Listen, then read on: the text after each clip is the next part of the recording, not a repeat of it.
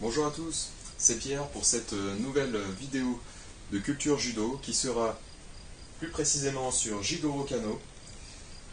Allez, on y va. Alors, Jigoro Kano est né en 1860 près de Kobe, dans l'île principale du Japon. Il est le cadet d'une famille nombreuse, aisée et cultivée. En bref, les Kano, c'était les notables du coin. Voilà, descendants de lettrés, confucéens et de prêtres shinto.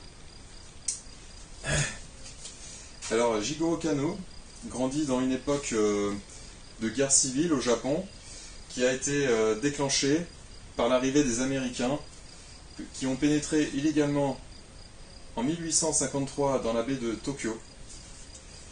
Vers 1870, le Japon entame sa transformation autour d'hommes favorisant l'introduction de sciences et de techniques occidentales par le biais de l'éducation. Mais revenons-en à Jigoro Kano.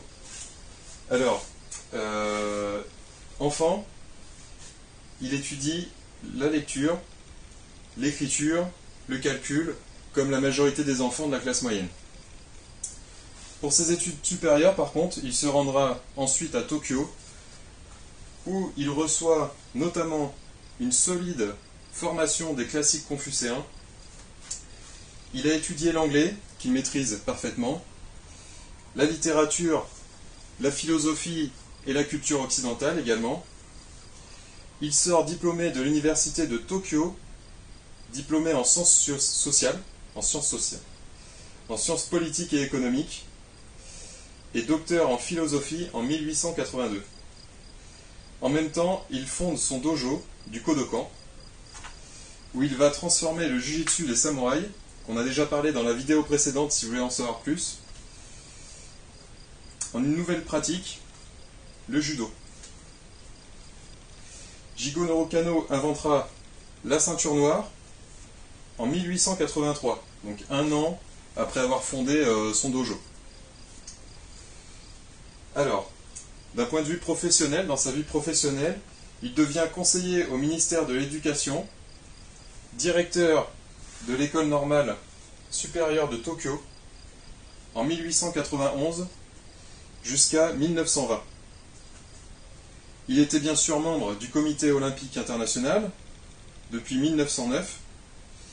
Il fonde la Fédération japonaise d'éducation physique en 1911 et l'Association culturelle du Judo Kodokan en 1922.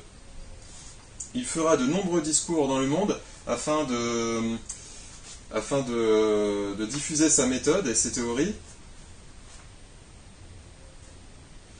Et alors ces discours notamment, j'en ai noté quelques-uns pour que vous ayez quelques dates des discours, donc notamment à Los Angeles en 1932 aux USA, en Europe, à Madrid, Londres, Munich, Vienne, Paris, tout ça en 1933, et Athènes en 1934.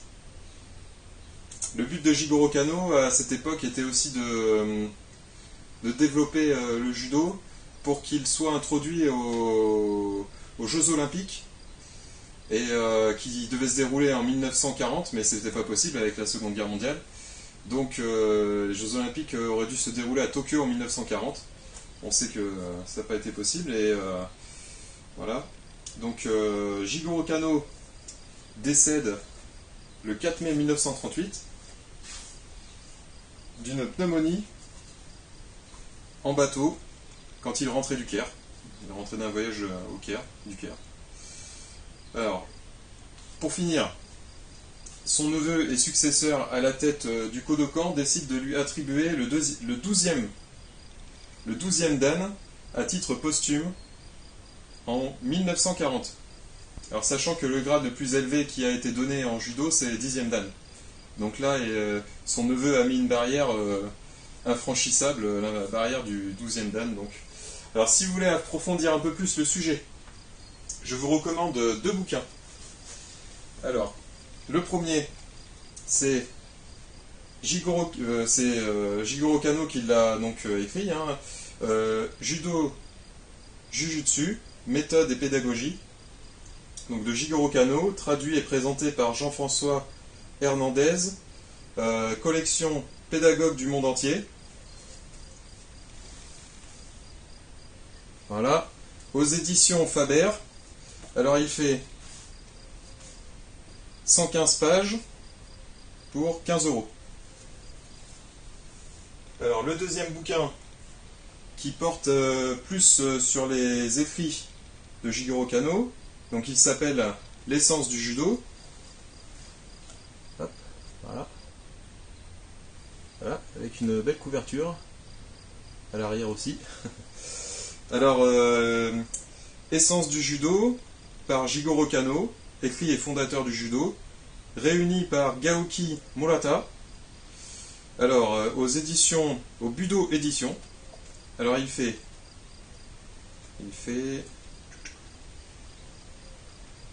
141 pages pour 13 €.